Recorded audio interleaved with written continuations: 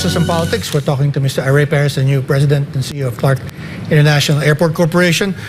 Arrey, you just got back from a foreign trip. I heard you went to the headquarters of ICAO, the International Civil Aeronautics Organization, the UN agency looking after aviation worldwide, in Montreal. What was the purpose of the trip? Were you trying to sell the Philippines, or were you negotiating some deal for the country? Yeah, that's a 3-city Canada tour. Okay. First, we went to Vancouver. Okay. Then to Montreal, and then eventually to Toronto. Okay. And the purpose of that visit is to join the Trade Commission of Canada, to make sure Trade Commission of Canada in the Philippines, to bring in investors from Canada to the Philippines. Fantastic. And they've chosen Clark because of the programs that we have gathered together as something that's very interesting for Canadian companies. I see. So we were together with the Asian Development Bank, and the Public-Private Partnership Center. Okay. So together we were able to present our plans for the country. The huge PPP projects, a large number of them are with the Department of Transportation, including that is the Clark International Airport Corporation's flagship projects. Correct. So we were there to talk to the various investors, and then talk to a sector in Montreal which is handling aviation industry, and that company is Aero Montreal. Arrey Montreal, okay. Yeah. And Arrey Montreal is a big sector which handles manufacturing of planes, parts, including defense, security, also training, pilots and many other things. So we saw that as an opportunity for us to attract them, to locate, or to have a business with the Clark International Airport Corporation for Clark. And they were impressed with our transparency and the way we've presented our plans, and they're impressed in a way that they told us that the plans are laid out carefully and we know what we're doing. Right. So they're quite interested in signing an agreement with us where we could explore opportunities for the different corporations under their sector of the sector of Aero Montreal. And among them is about bringing in labor from the Philippines, laborers from the Philippines, because Canada, specifically in Montreal, they need a lot of people, highly skilled people for their expansions. They're growing immensely. They're number 3 in the world in terms of aviation, but they cannot expand because they lack people. They lack labor. So what we've discussed is that we, CIAC, and through CIAC, the Philippines can help Canada in bringing in that required skill sets in Montreal. Right, and then at the same time, as you said, they're going to invest. They're going to invest in Clark, training facilities, and not just that. There are certain corporations or industries within that Aero Montreal, which handles a big sector, to be able to move some of their production, their manufacturing sites in Clark. I see, fantastic. So this is under negotiation. When do you think this will be finalized, and when can you expect to make a formal announcement about this deal? Is it going to be 2024, or does it take longer than that, or what's your expectation? We already have a set date for signing that memorandum of agreement. Fantastic. It's gonna be in May. In May, 2024. In 2024, May of next year. Now, what's going on for us is that the good thing is that the Trade Commission of Canada is helping us out in finalizing this agreement with them, with Montreal, Aero Montreal. So there's a big celebration that's happening between Canada and the Philippines by next year. I'm not sure about the specific period, but we are going to celebrate our economic partnership. The partnership between Philippines and Canada I'm not sure whether it's the 75th anniversary. So it's going to be a great way to celebrate that by having another economic contract, which could be witnessed maybe, by the president of our country. Yeah, not many people know this, but Philippines and Canada, they have a long relationship. The very first investors in the Philippines or Canadian. I don't not many people know this. Sun Life, which is a Canadian insurance company, was here in 1898, even before the First Republic. So, and I think operated throughout even the Japanese occupation period. So, a very interesting history.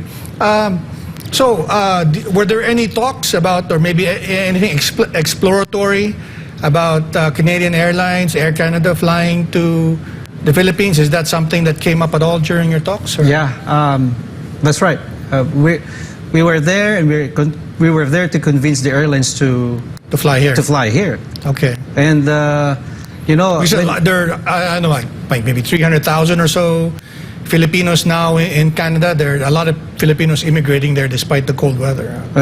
So we heard. When we were in Toronto alone, there's so many Filipinos that welcome us. Yeah. I used to work there with the Philippine consulate in Toronto. That's how I know. So, but Canada has been a very open country for Filipino immigrants. But I want to go back to your plans, because what caught my attention when we first met was your vision, really, to go back to the original intent of making Clark it's beyond the airport, but you want to make it into a logistics hub. Yeah. Right? Can you expound on that? Or what is the plan of making it a logistics hub? All of these plans that we have prepared, there are 7 flagship projects of CIAC under the BBM administration. Right. And it's about following the intended master plan for the vision for Subic and Clark. Yeah. And even Central Luzon to be the center for transshipment. Okay. And that has been So you have since in the 1990s. Yeah, the port in Subic and then the airport in Clark. Yeah. That's right. Yeah.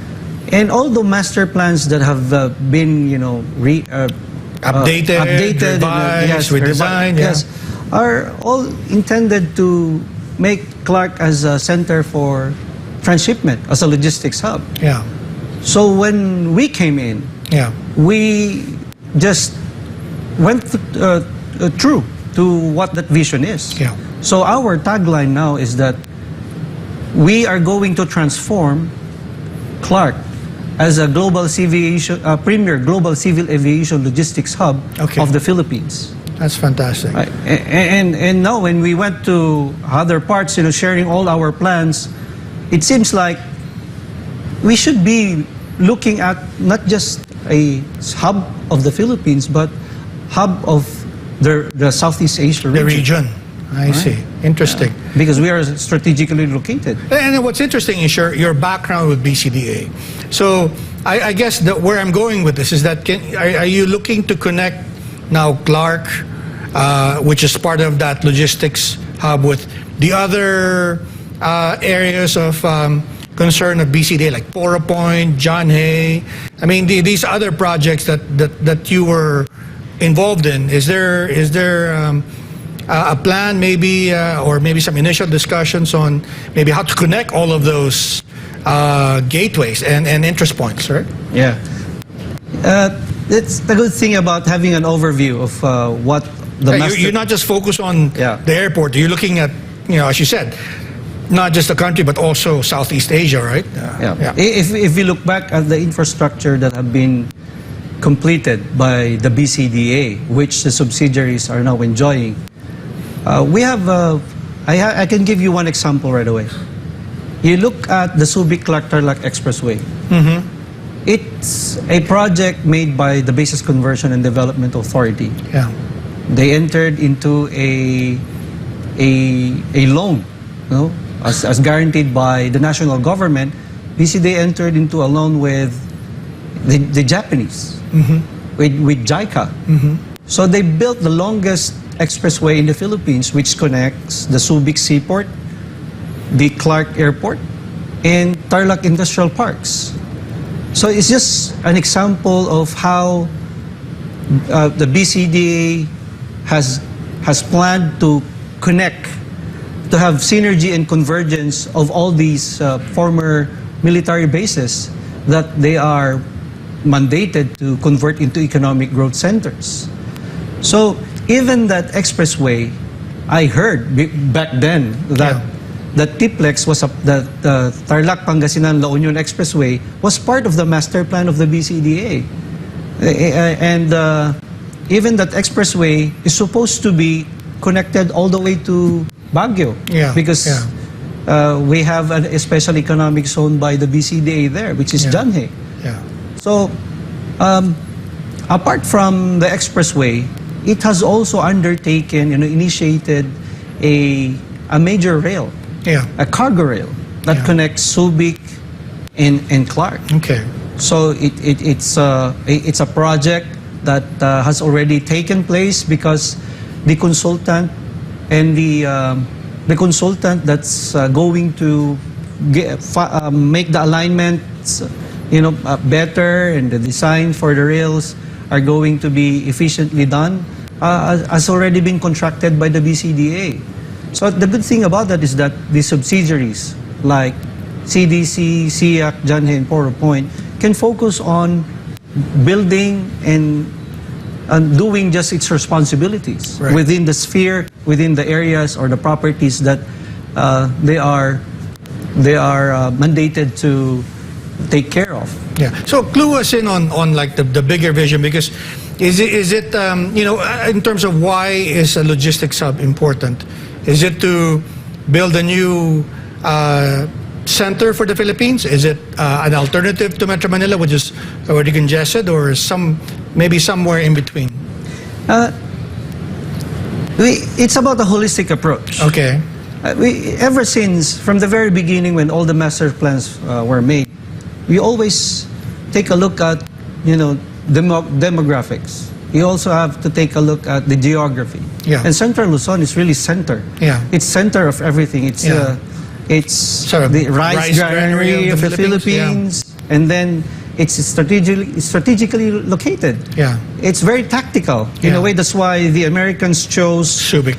Subic and Clark to be there. It's the great central plains of the Philippines. I'd like to ask you about your projects, but before I do, I just have to make another quick break. Please stay tuned. We're talking to Mr. Arrey Pereza, the new president and CEO of Clark International Airport. We'll be right back.